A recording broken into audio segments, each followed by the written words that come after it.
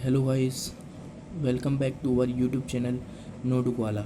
आज हम एक छोटी सी वीडियो बनाने वाले हैं जो कि होगा part 1 of force and laws of motion, जो कि है चैप्टर 2 फिज़िक्स का। चलिए शुरू करते हैं। अब हम इंट्रोडक्शन देख लेते हैं कि ये फोर्स होता क्या है, फोर्स होती क्या है। When we want to open a door, we have to push the door handle, and we want to close the door, we have to pull the door handle with our hand. This means that to move a body or an object, it has either to be pushed or pulled. जब भी हम एक door को open करते हैं, खोलते हैं, तो हम जो है क्या करते हैं बेसिकली कि उसको धक्का देते हैं, पुश करते हैं हैंडल को पकड़ के। और जब भी हमें डोर को क्लोज़ करना हो तो हम क्या करते हैं, पुल करते हैं। इसका मतलब हुआ this means that to move a body or an object it is either to be pushed or pulled. इसका मतलब ये हुआ कि किसी भी बॉडी को मूव कराने के लिए या किसी भी ऑब्जेक्ट को मूव कराने के लिए उसको पुश या पुल्ड करा जाता है। तो हम इसी बात से समझ सकते हैं कि एक push or pull on an object, on a body, push or pull on a body is called force. जब भी हम किसी भी बॉडी को पुश करते हैं या पुल करते हैं उसकी हम फोर्स कहते हैं। The direction in which a body is pushed or pulled is called the direction of force. जिस भी डायरेक्शन में जो बॉडी है पुश्ड या पुल्ड हो रही है उसी डायरेक्शन को हम कहते हैं डायरेक्शन ऑफ फोर्स। यहाँ पे नीचे एग्जांपल भी दिया गया है, इसको अब मैं आपको समझा देता हूँ। इसका मतलब है जैसे कि हम डोर को ओपन या क्लोज़ करते हैं, जब भी हम ओपन करते हैं उसको तो हमें डोर को पुश करना पड़ता है, धक्का देना पड़ता है। तो जो पुश करने की जो डायरेक्शन होगी ना, जहाँ पर पुश कर रहे हैं, धक्का दे रहे हैं आगे की तरफ, वही होगी डायरेक्शन ऑफ फोर्स की। डायरेक्शन ऑफ फोर्स की जो है डायरेक्शन वही होगी direction of force, this means. और जब भी हम उसको पुल करते हैं, खींचते हैं, मतलब बंद करने के लिए, तो जब हम अपनी तरफ खींचेंगे उसको डोर हैंडल को पकड़ के, तो वही होगा हमारा डायरेक्शन ऑफ फोर्स। यही कहना चाहता था। चलिए आगे बढ़ते हैं। अब दूसरा टॉपिक है हमारा इफ़ेक्ट ऑफ फोर्स। फोर्स के क्या क्या इफ़ेक्ट हो सकते हैं। A force cannot be seen, a force can be judged only by the effects which it can produce in various bodies or objects around us. हम जो है फोर्स को देख नहीं सकते, ऑब्वियस सी बात है, देख नहीं सकते। जैसे कि हमने डोर को पुश किया तो हम थोड़ी देख सकते हैं कि जो बल लगा रहे हैं, हम फोर्स लगा रहे हैं, उसको हम देख सकते हैं। उसको हम देख नहीं सकते, उसको हम जज कर सकते हैं ओनली बाय इट्स इफ़ेक्ट्स को देख करके हम उसको जज कर सकते हैं।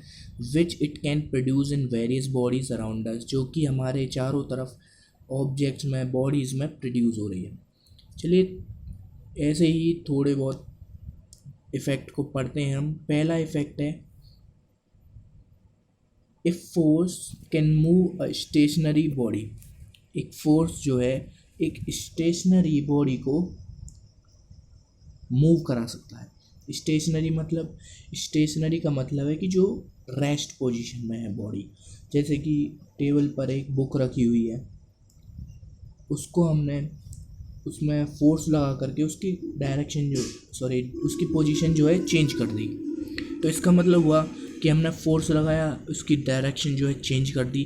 तो इसका मतलब हुआ कि ये इफ़ेक्ट हो रहा है, इफ़ेक्ट ऑफ फोर्स है, ये इफ़ेक्ट है ये फोर्स का। हमने फोर्स लगाया, उसका इफ़ेक्ट हमें दिख रहा है। हमने एक स्टेशनरी बॉडी को फोर्स लगाया तो वो मूव हो गई, तो हम मूव करा सकते हैं।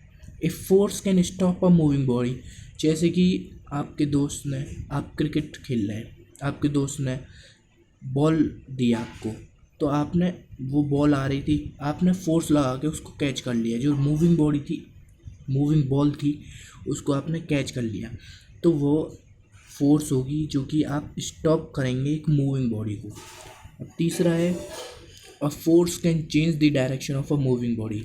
एक फोर्स जो होती है वो डायरेक्शन को चेंज कर सकती है मूविंग बॉडी के। जैसे कि आप फुटबॉल खेल रहे हैं, आपके दोस्त ने आपको बॉल पास करी, तो आपने लेग से दूसरी तरफ किक कर दी, दूसरी डायरेक्शन में किक कर दी, तो ये जो एग्जांपल है, ये जो इफेक्ट होगा, ये होगा direction of moving body change होने का। अब चौथा है a force can change the shape and size of a body. और जो फोर्स है वो चेंज कर सकती है शेप को और साइज़ को बॉडी के। शेप और साइज़ का मतलब, जैसे कि हम एग्जांपल लें स्प्रिंग का। स्प्रिंग आपने देखी होगी। स्प्रिंग का एग्जांपल है ऐसे कि जब भी हम उसको खोलते हैं, मतलब खींचते हैं, उसको स्ट्रेच करते हैं स्प्रिंग को, तो खुल जाती है। उसका साइज़ जो होता है वो भी बड़ा हो जाता है, शेप जो होती है छोटी सी रहती है उसको बड़ी कर देती है फोर्स जो हम लगाते हैं। तो यही था, आगे बढ़ते हैं चलिए। अब आते हैं two types of forces, balanced force and unbalanced force, जो कि आपने पढ़नी है। चलिए इन दोनों फोर्स को पढ़ते हैं। अब हम पढ़ते हैं बैलेंस्ड फोर्स। बैलेंस्ड फोर्स क्या होती है, अब चलिए पढ़ते हैं। If the resultant of all the forces on a body is zero, the force are called balanced force. यदि अगर रिजल्टेंट जो फोर्स है, रिजल्टेंट मतलब कि एक बॉडी पर जितनी भी फोर्सेस लग रही हैं, ऑल दी फोर्सेस, यहाँ पे कह रहा है ये ऑल दी फोर्सेस, यहाँ पे जितनी भी फोर्सेस लग रही हैं किसी भी बॉडी पर, अगर वो ज़ीरो है तो उस फोर्स को कहेंगे बैलेंस्ड फोर्स। जैसे कि यहाँ पे एग्जांपल दिया हुआ है, suppose a box is lying on the ground, let us push this box with our hand. We found that we find that the box does not move, and remain in its state of rest through as many as four forces are acting on it। इसमें हमने example लिया एक box का जो कि ground पर पड़ा हुआ है। तो इसका मतलब हुआ कि जैसे मैं आपको पिक्चर के माध्यम से समझाना चाहूँगा, जैसे कि ये है बॉक्स एक जो कि ग्राउंड पर पड़ा हुआ है, ये ग्राउंड है ये वाला। तो जैसे कि एग्जांपल में लिखा हुआ है, जैसे ये आप हैं, आपने इधर से फोर्स लगाई आपने, तो एक फोर्स इधर से भी लग रही होगी, राइट हैंड साइड से भी लग रही होगी, नीचे से भी लग रही होगी, और एक ऐसे भी लग रही होगी ऊपर से भी।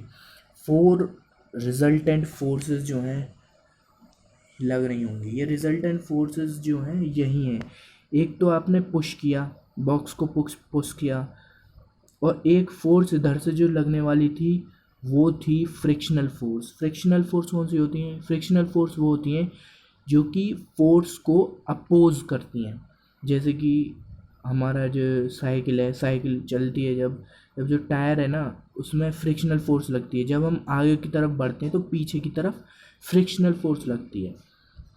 इसीलिए जो गाड़ी के जो टायर होते हैं तेज़ चलाने पर घिस जाते हैं, तो फ्रिक्शनल फोर्स की वजह से। और ये तो रही फ्रिक्शनल फोर्स, और ये रही हमारी जो टूवर्ड्स अपवर्ड जो लग रही है, जो कि बॉक्स लगा रहा है ऊपर की तरफ, और इधर से लग रही है ग्रेविटी की फोर्स, ग्रेविटी जो कि नीचे की तरफ लग रही है। ओके, ये हो गया। ये जितनी भी चारों फोर्सेस लग रही हैं इधर, जितनी फोर्सेस इधर लग रही हैं, वो सारी रिजल्टेंट फोर्स अगर ज़ीरो हो जाए तो वो बैलेंस फोर्स कहलाएगी। इसका मतलब ये हुआ बैलेंस्ड हो गई। इधर से आपने फोर्स लगाया, इधर फ्रिक्शनल फोर्स लग रही थी, इधर ग्रेविटी, इधर बॉक्स द्वारा लगाई जा रही थी। तो इसका मतलब ये हुआ कि ये जितने भी चारों तरफ से फोर्स लगेगी तो बॉक्स जो है मूव ही नहीं होगा, अपनी स्टेट में ही रहेगा, remains in its state of rest. Okay, चलिए आगे बढ़ते हैं। जैसा कि मैंने आपको बताया कि इसमें यही 4 फोर्सेस जो है लग रही हैं। एक तो है force of our push, force of friction which opposes the push and does not allow.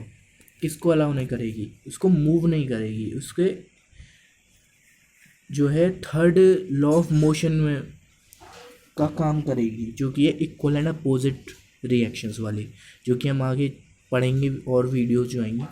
और एक है हमारी फोर्स ऑफ ग्रेविटी जो कि नीचे से लग रही थी, और चौथी वाली है force of reaction which pulls the box upward. एक रिएक्शन फोर्स और लगती है, जो कि ये फोर्स ऐसी नहीं है कि मतलब रिएक्शन फोर्स क्या फोर्स है, इसका मतलब सिंपली ये है कि जो है बॉक्स के द्वारा लगाई जाने वाली फोर्स ऊपर की तरफ, तो जो ग्रेविटी है नीचे की तरफ लगा रही है और जो बॉक्स है वो ऊपर की तरफ लगा रहा है, ऐसी बात है। फोर्स ऑफ रिएक्शन ये है। चलिए आगे बढ़ते हैं। अब हम पढ़ते हैं दूसरी फोर्स जो कि है अनबैलेंस्ड फोर्स। अब बैलेंस्ड फोर्स पढ़ने के बाद अनबैलेंस्ड क्या होगा? अनबैलेंस्ड कॉमन सेंस से ये सोच सकते हैं कि जो रिजल्टेंट फोर्स है ना वो ज़ीरो ना हो, वो ज़ीरो ना हो। अब इसी में भी यही लिखा हुआ है, if the resultant of all the forces are not zero the force is called unbalanced force. Unbalanced force हो जाएगी। बॉक्स की तरह ही यहाँ पर एक एग्जांपल है। Suppose a toy car is lying on the ground. एक टॉय कार है, टॉय कार जो कि ग्राउंड पर पड़ी हुई है। ड्राइंग अच्छी नहीं है, देख लेना, समझ लेना। तो अब हम देखते हैं कि let us push these car with our hands. जब हम उसको धक्का देते हैं, ये टॉय कार है, असली वाली नहीं है, नहीं तो चलेगी नहीं। तो हमने इधर से धक्का दिया, पुश करा उसको, तो हमने पाया कि जो कार जो है ना, टॉय कार जो है वो मूव कर गई। तो now in this case all forces are acting on this car. जितनी फोर्सेस वो लग रही थी, ये ग्रेविटी वाली भी लग रही थी, ये रिएक्शन वाली ऊपर वाली भी लग रही थी, ये फ्रिक्शनल फोर्स भी लग रही थी, इधर चारों फोर्सेस लग रही थी। लेकिन ये जो था रिजल्टेंट जितनी फोर्स थी वो ज़ीरो थी इधर, तो अभी हमने देखा यही फोर्सेस लग रही हैं इधर भी, 4 फोर्सेस जो हमने पहले वाले बैलेंस्ड फोर्स में देखा। चलिए आगे बढ़ते हैं। चलिए इस पार्ट को हम इधर ही समाप्त करते हैं। Meet at part 2। अब जो इसके नोट्स हैं आप डाउनलोड कर सकते हैं। डाउनलोड क्या, आप स्क्रीनशॉट ले लीजिए, लिंक जो है वो मिली जाएगी डिस्क्रिप्शन बॉक्स में। नहीं मिले तो आप स्क्रीनशॉट ले सकते हैं, छोटा ही पार्ट है। पार्ट 2 में मिलते हैं, एकदम ज़बरदस्त दूसरा जो है टॉपिक्स को लेकर के ऐसे ही मज़े से पढ़ेंगे। और आप कमेंट करें कि आपको वीडियो कैसी लगी, अच्छी लगी, और भी केमिस्ट्री में, बायोलॉजी में आपको कौन कौन सा चैप्टर करना है वो आप बताइए।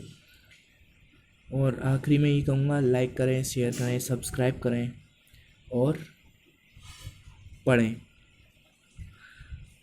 और फोड़ें एग्ज़ाम को। ठीक है, बाय, मिलते हैं अगले पार्ट में।